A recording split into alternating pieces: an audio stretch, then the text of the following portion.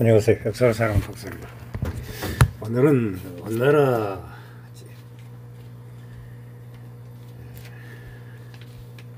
항우가 됐던 기항우에 대해서 한번 알아보겠습니다. 기항우는 고려 여인입니다. 원나라에서 공녀로 끌려갔다가 공녀가 된 뒤 원나라 순제의 총리를 받아 귀빈이 되었습니다. 훗날 부원이 황제가 된 아들 아유르시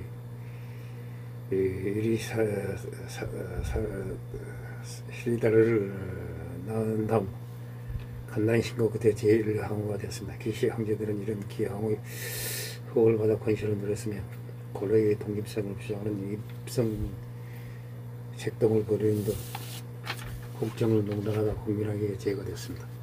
고려는 1259년 고종 46년 원나라에 항복하면서 소국으로 전락한 뒤 80년 동안 원나라의 내정 간섭을 받았습니다. 고려 국왕은 원나라의 공자와 혼인하여 부마가 되어야 하였습니다. 왕자는 불마가 되어 신장에서 살아야 하였습니다. 아울러 고려는 원나라와 침략전쟁에 필요한 인력과 물자를 지원하는 병창기인지 역할을 하였습니다.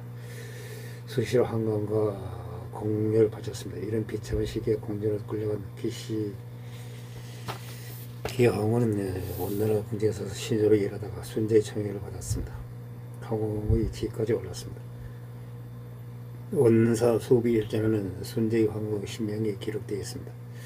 그 가운데 올제의 투구라는 이름의 여인이 바로 고려 출신의 기항우입니다. 그녀는 1415년 충성 2년에 개성에서 행주기시 기자의 5남 3년중 막내로 태어났습니다. 어머니는 전서의 이행검에 따른 이씨입니다. 원나라는 1231년 고종 18년부터 10차례에 걸쳐 고려를 침공하였습니다. 고려는 28년 동안 끈질긴 항쟁을 했죠. 1259년 결국 항복하였습니다. 그 원정의 원세조 크빌라의 부모가 되어 오정의 관계를 성립하고 원나라에 도움을 얻어 무신정골 축출하였습니다. 그에 상응하는 대가를 지불해야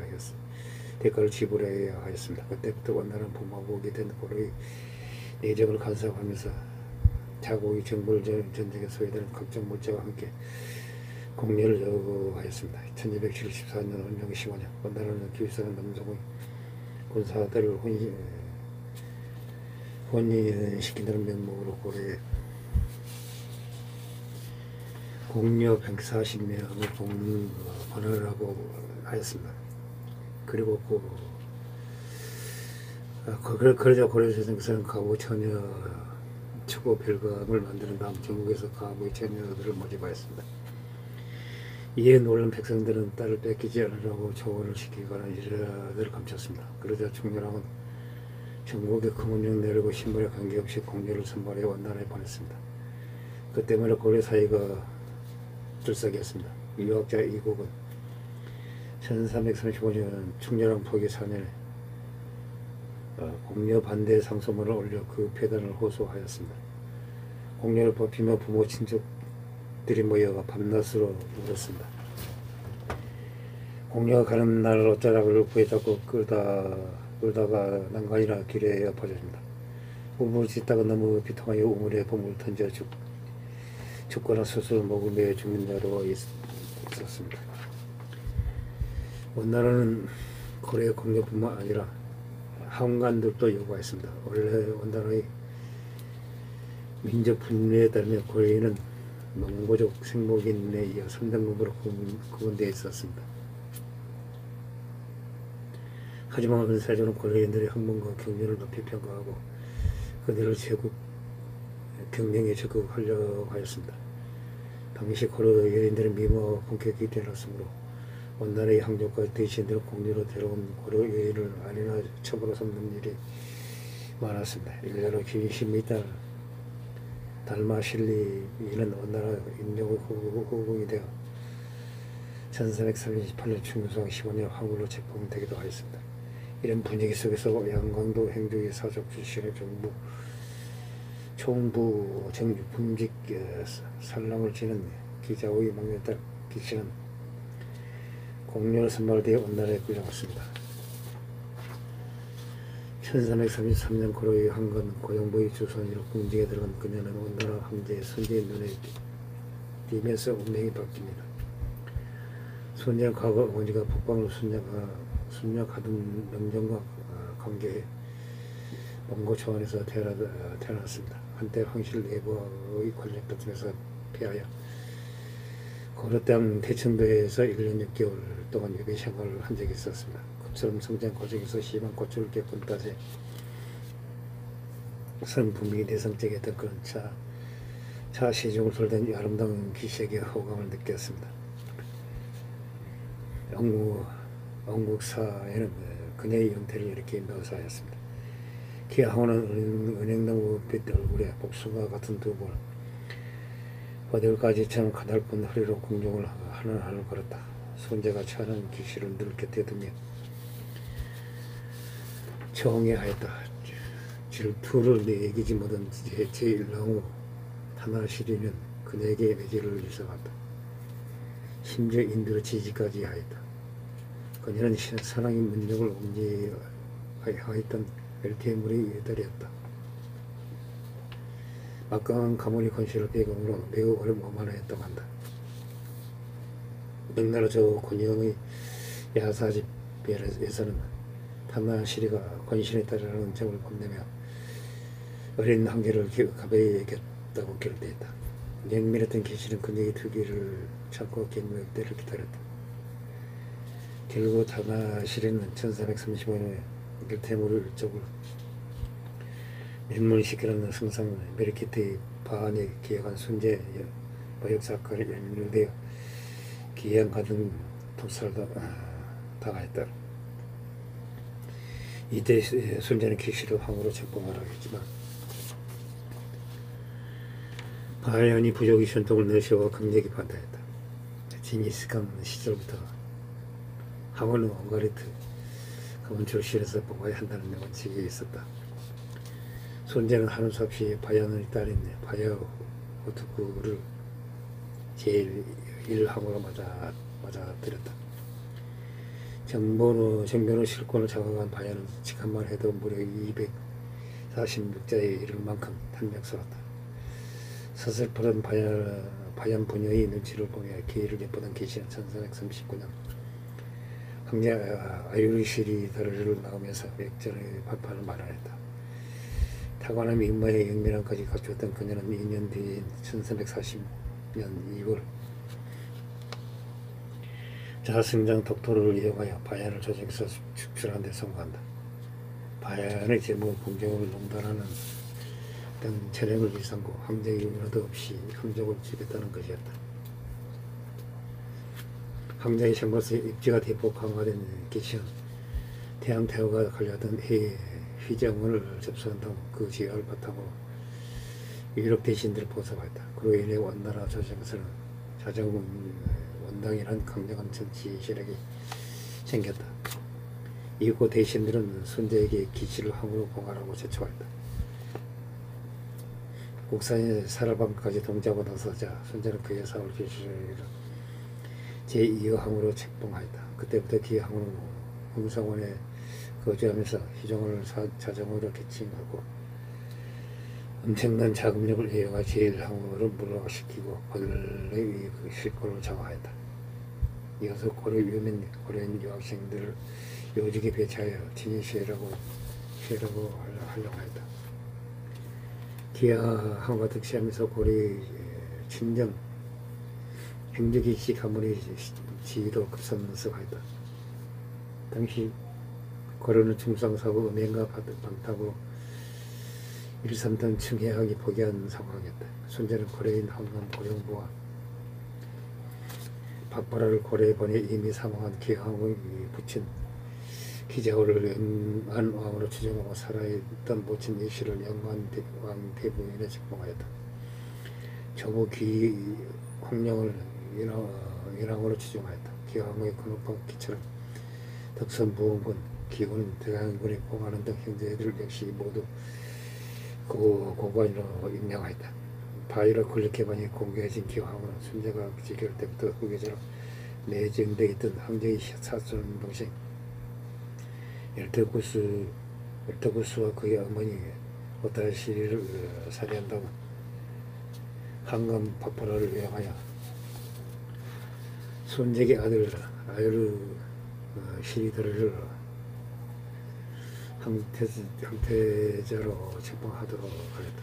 그 결과 1353년에 이르러 아이르 시리드라가 황태자가 되었다. 그녀는 또 박파라를 치밀은 동지 치밀은 사로 임명하여 군권까지 장악하기에 이른다. 그 1358년 원나라에 기근이 들었다. 대두에서만 20만 명이 굶어 죽었다. 거기에 시체가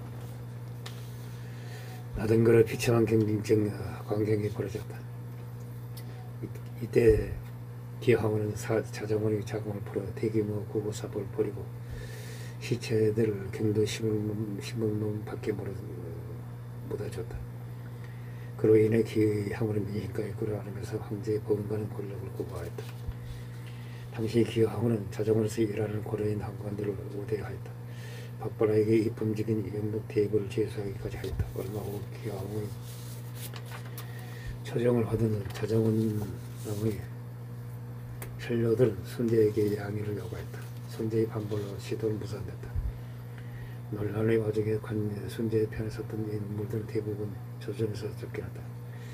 기하원과 원나라에서 권력 정점에 오르자 행주의 기치는 고려 최고의 권민세적으로 행시하면서 행패를 부렸다.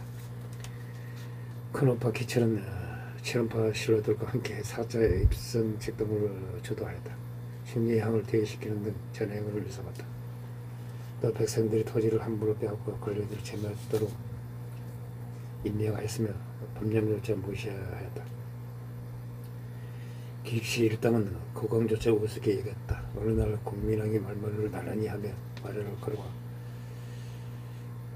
호위병들을 불러 내치기까지 하였다. 고려조정에서 기항의 어머니인 영원한 대부를 위해 연회를 베풀었다. 기시 일가가 시장에서는 조화를 만들기 위해 5,000여 필의 포백을 사들였다. 시중은 물가가 폭등할 정도였다.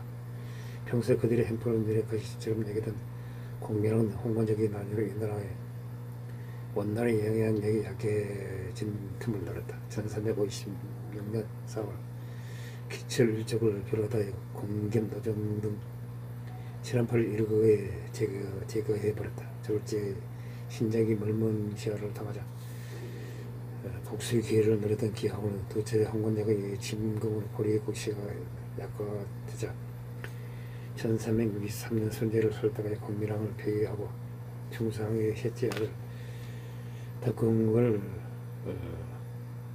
고려의 왕은 국왕으로 책봉했다. 공문에 의해 반발했다. 기하원은 체유에게 군사 1만을 주고 고려의 정부를 명하였다. 당시 체유가 이끄는 원나라 군사들은 압록강을 건너 평안도 지방까지 진출했지만 채영과 이성계가 이끄는 고려군에 대패하고 도망갔다. 1363년 황태자 아이르의 시리다라가 배차가던 올루드 테무르가 대군을 이끌고 대도를 공격하였다. 이때 아이르 시리다라는 자신을 지지하던 어깨 테무르의 진영으로 달아났지만 기왕은 보로가 되어 연금내는 신세가 되었다. 하지만 이에 대해 어깨 테무르가 군세를 일으켜 올루드 테무르를 축출하자 실권을 되찾았다. 기왕은 1360년 제1항우 바얀 고투그가 죽자 그녀가 관리하던 증정원을 차정원으로 흡사하여 승정원을 깃돌한 다음 순제를 압박하여 아침내 제1항우의 자리를 차지했다. 당시 순제는 그녀에게 살람가스라는 성을 하사하고 다음과 같이 책봉 교지를 내렸다. 하늘 아래 사람이 들으러 부음하는 것이 없다.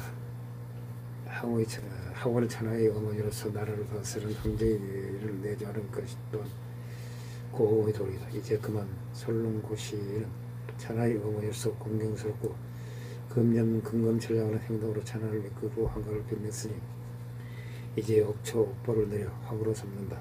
더욱 힘써 짐을 보좌에 영원한 복이 되도록 하라. 원나라의 제2항우가 된 지 25년 만에 제1항우가 됐다. 기항우는 그의 내탕경을 내놓아 대대적으로 불사를 일으켰다.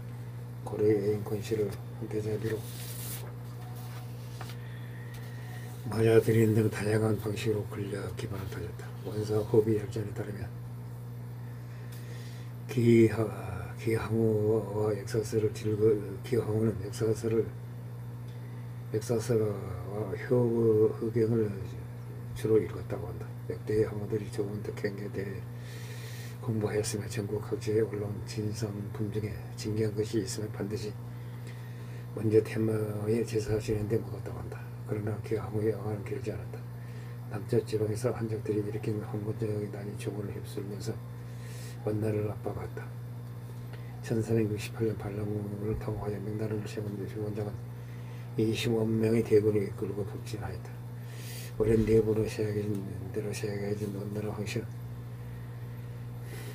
영경을 버리고 상도를 거쳐 음창물 쪽으로 도망쳤다.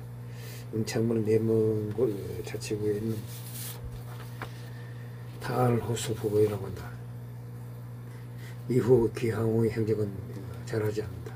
일설에는 1368년 음창물에서 포로가 되었고 1369년 사망한 것으로 알려졌다. 1370년 손자가 죽은 뒤 그녀의 아들 황태자 아유르시라가 카라콜럼에서 제위를 한다. 그가 복원의 초대 황제 소정이다. 원나라가 멸망하고 6개월 뒤에 명나라에서는 편찮은 원사나 조선에서 편찮은 고려사에서는 기항을 매우 부정적으로 묘사하고 있다. 그녀가 원나라 황실에게 권력투쟁에 빠져들면서 내부의 분열을 좌시했고 고려에서는 그녀의 권실을 덕역은 기철 일당이 충무왕의 계획을 좌절시키고 각처의 농장을 세워 백성들을 수탈하였다. 칭의항에 원나라를 끌려갈 때 앞장서는 등 매국 행각을 벌였다. 기항은 또 원나라 고관들을 회유하기 위해서 한강 폭발화를 통해 국내를 독촉하였다. 동생 기철이 이훈 입청 등과 함께 제4차 입성 직동을 벌였다는 기록도 있다.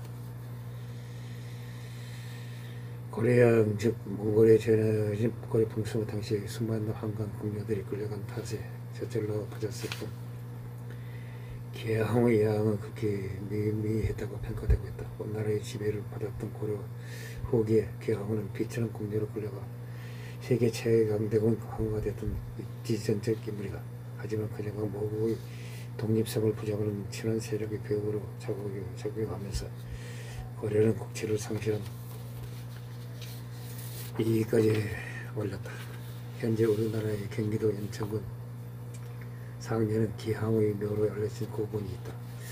일세에 따르면 그녀가 죽자 몽고식 풍수에 따라 시신을 고향으로 옮가야 장사시했다고 한다. 그녀를 안정한 데 큰 제시를 지었으므로 일대가 제궁동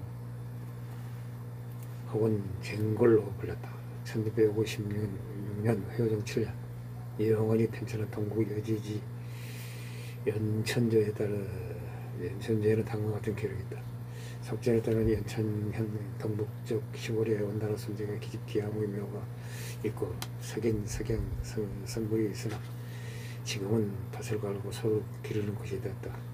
1995년 향토사학자 이오형이 실시한 연천문화원 지표조사에서 기항의 묘 근처에 성물 27기 2기와 정작편 토기편이 수습되었다. 연못의 흔적을 확인하였다. 그때 발견된 성물 2기 중 하나는 목에 잘려 나갔지만 나머지 1기는 온전했다고 한다. 모양이 원숭이나 동자상과 흡사했다고 한다. 이성 세계 최대 제국을 이룬 원나라 제국의 항우가 된 기항우에 대해서 알아봤습니다. 미모를 갖춘 여인으로서 또 그 권력을 잡는 과정도 상당히 요령이 있는 여자 같습니다. 고려를 핍박하지만 않았으면 고려에서도 상당히 좋은 평가를 받았을 때 아쉬운 점이 있습니다. 이상 이야기를 마치고자 합니다. 항시 부족합니다. 양해 부탁드립니다. 감사합니다.